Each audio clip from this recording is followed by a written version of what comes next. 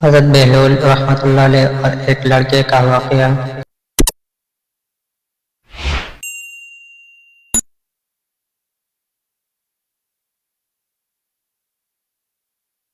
بسم اللہ الرحمن الرحیم۔ السلام علیکم ورحمۃ اللہ وبرکاتہ۔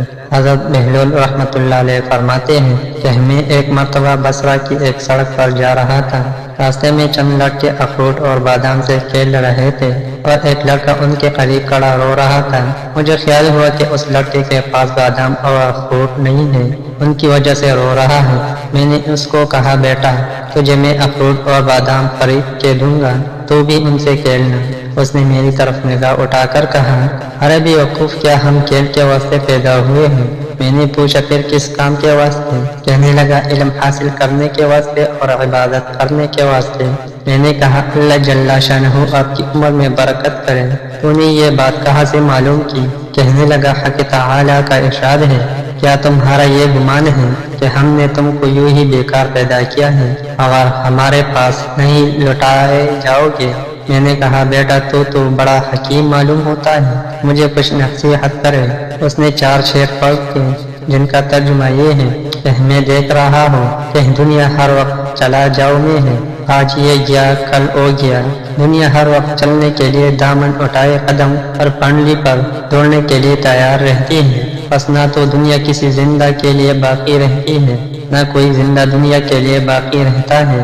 ایسا معلوم ہوتا ہے کہ موت 2 گھوڑے ہیں جو تیزی سے آدمی کی طرف دوڑ چلے آ رہے ہیں، بس وہ بیوقوف جو دنیا کے ساتھ دھوکے میں پڑا ہوا ہے، ذرا غور کر اور دنیا سے اپنے لیے کوئی آخرت میں کام آنے والی اعتماد کی چیز لے لے۔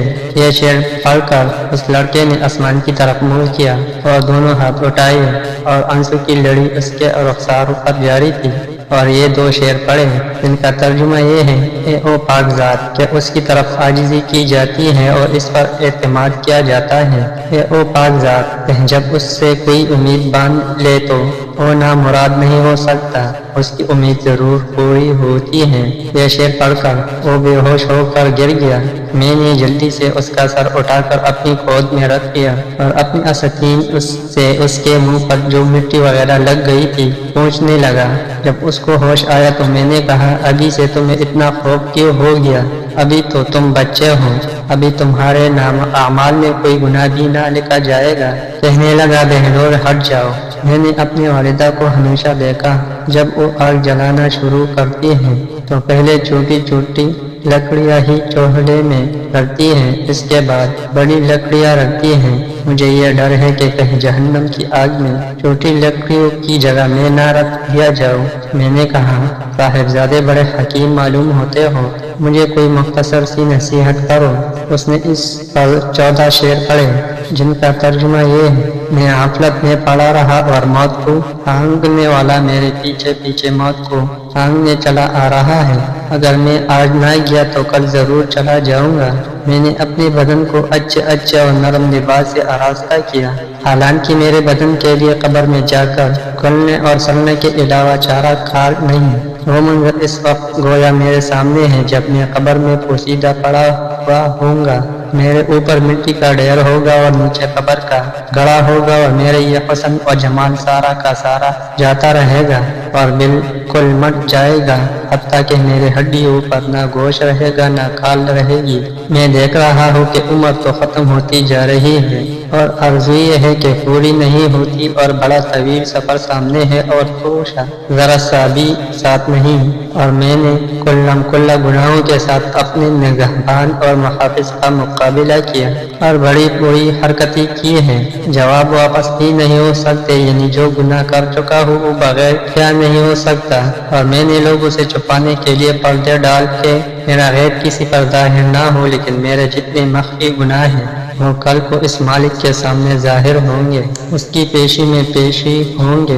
اس میں شک نہیں کہ مجھے اس کا خوف ضرور تھا، لیکن میں اس کے آیت حلم پر بھروسہ کرتا رہا، جس کی وجہ سے جرت ہوتی رہی، اور اس پر اعتماد کرتا رہا کہ وہ بڑا غفور ہے، اس کے سوا کون معافی دے سکتا ہے۔ بے شک تمام تعریفیں اس پاک ذات کے لیے ہیں۔ اگر موت کے اور مرنے کے بعد گڑنے اور سڑنے کے سوا کوئی دوسری آفت نہ بھی ہوتی اور میرے رب کی طرف سے جنت کا وعدہ اور دوزخ کی دھمکی نہ بھی ہوتی، تب بھی مرنے اور سڑنے ہی میں اس بات پر کافی تنگیاں موجود تھی کہ لہو و لعاب سے احتراز کیا جاتا، لیکن کیا کرے کہ ہمارے عقل زائل ہو گئی، کسی بات سے عبرت حاصل نہیں ہوتی، بس اب اس کا سوا کوئی چارہ نہیں کہ کاش گناہوں بخشنے والا میرے مغفرت کر دے۔ جب کسی غلام سے کوئی لغزش ہوتی ہے تو آقا ہی اس کو معاف کرتا ہے۔ بے شک میں بدترین بندہ ہوں جس نے اپنے مولا کے عہدے میں خیانت کی، اور نالائق غلام ایسے ہی ہوتے ہیں کہ ان کا کوئی قول قرار معتبر نہیں ہوتا۔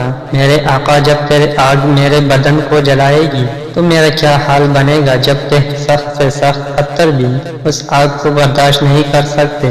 میں موت کے وقت بھی تنہا رہ جاؤں گا، قبر میں بھی اکیلا ہی جاؤں گا، قبر سے بھی اکیلا ہی اٹھوں گا، کسی جگہ بھی میرا کوئی معین و مددگار نہ ہوگا۔ بس اے او پاک ذات جو خود اکیلی ہے، وحدہ لا شریک ہے، ایسے شخص پر رحم کر جو بالکل تنہا رہ گیا۔ بہلول رحمۃ اللہ علیہ کہتے ہیں کہ اس کے یہ اشعار سن کر مجھے پر ایسا اثر ہوا کہ میں اشکا کر گر گیا۔ بڑی دیر بعد جب مجھے ہوش آیا تو وہ لڑکا جا چکا تھا۔ میں نے ان بچے سے دریافت کیا کہ یہ بچہ کون تھا؟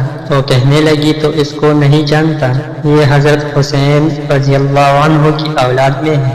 میں نے کہا مجھے خود ہی حیرت ہو رہی تھی کہ یہ پھل کس درخت کا ہے، واقعی یہ پھل اس درخت کا ہو سکتا تھا۔ تاکہ تعالی ہمیں اس خاندان کی برکتوں سے منتفع فرمائے، آمین یا رب العالمین۔ بے شک اس واقعے کی ایک ایک نصیحت میرے اور آپ کے لیے مشعل راہ ہے، چنانچہ ان قیمتی نصیحتوں کو ہمیں اپنی زندگی کا حصہ بنا لینا چاہیے۔